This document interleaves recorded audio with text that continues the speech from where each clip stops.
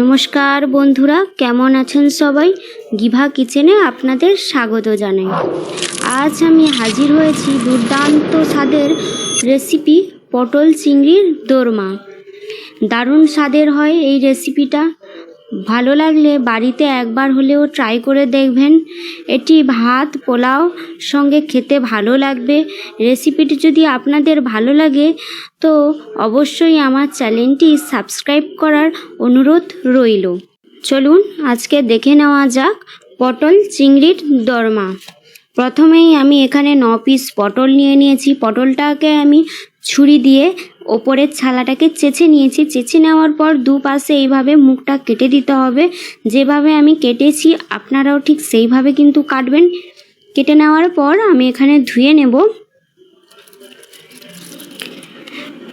তারপর আমি এখানে নিয়ে নিচ্ছি আলুটাকে ঠিক এইভাবে কাটতে হবে।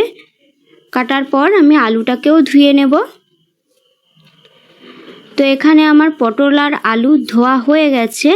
এরপর আমি পটলে এবং আলুতে অল্প অল্প করে নুন মাখিয়ে নেব। ব্যাস, আমার নুন মাখানো হয়ে গেছে। এবার আমি এটা কিছুক্ষণের জন্য রেখে দেব। তারপর আমি নিয়ে নিচ্ছি চিংড়ি মাছ। চিংড়ি মাছটাকে ধুয়ে নুন মাখিয়ে রেখেছি। আপনারা চাইলে বড় সাইজেরও নিতে পারেন বা ছোট সাইজেরও নিতে পারেন। তারপর আমি নিয়ে নিচ্ছি পেঁয়াজ বাটা, জিরে বাটা, আদা বাটা, রসুন বাটা, নুন, হলুদ এবং লঙ্কা গুঁড়ো। তারপর নিয়ে নিচ্ছি নারকেলের দুধ। তারপর আমি নিয়ে নেব প্রথমে একটু বেশি পরিমাণে সর্ষের তেল। সর্ষের তেলটা গরম হয়ে গেলে আমি পটলগুলো, ওই নুন মাখানো পটলগুলো আমি ভেজে নেব। পটলটাকে একটু লাল লাল করে ভাজতে হবে। আপনারা উনানে করুন বা গ্যাসে করুন, সবসময় আঁচটা কম রাখবেন যাতে ভেতরটা একটু ভালোভাবে ভাজা হয়ে যায় এবং পটলটা লাল লাল দেখায়। তারপর আমি ওই নুন মাখানো আলুটাকেও ভেজে নেব। তারপর আমি নিয়ে নিচ্ছি কড়াই। প্রথমে সর্ষের তেলটা গরম হয়ে গেলে আমি রসুন বাটা দিয়ে দেব। রসুনটা একটু লাল লাল করে ভাজতে হবে। লাল লাল করে ভাজা হয়ে যাওয়ার পর আমি ওতে দিয়ে দেব আদা বাটা, পেঁয়াজ বাটা, জিরে বাটা এবং চিংড়ি মাছ। দেওয়ার পর আমি ওটা নেড়ে নেব। নেড়ে নেওয়ার পর ওতে আমি দিয়ে দেব হলুদ গুঁড়ো দিয়ে নাড়িয়ে নেব। মশলাটা যদি বসে যাচ্ছে মনে হয় তাহলে অল্প একটু সর্ষের তেল দিয়ে দেবেন যাতে মশলাটা ভালোভাবে কষা হয়ে যায়।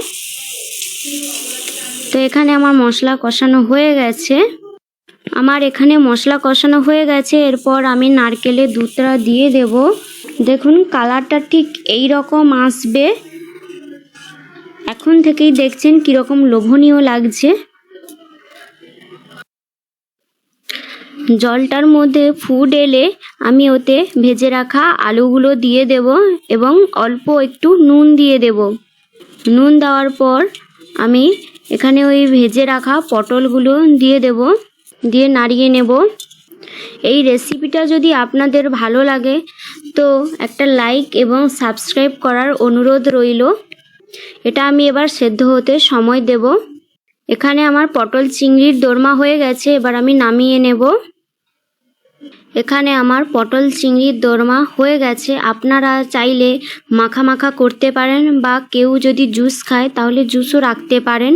দেখতে পাচ্ছেন খাবারটা কতটা লোভনীয় হয়েছে এবং দুর্দান্ত স্বাদেরও হয়েছে।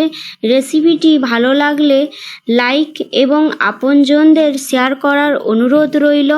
আর আপনারা কোন কোন জায়গা থেকে দেখছেন কমেন্টে জানাবেন। ধন্যবাদ।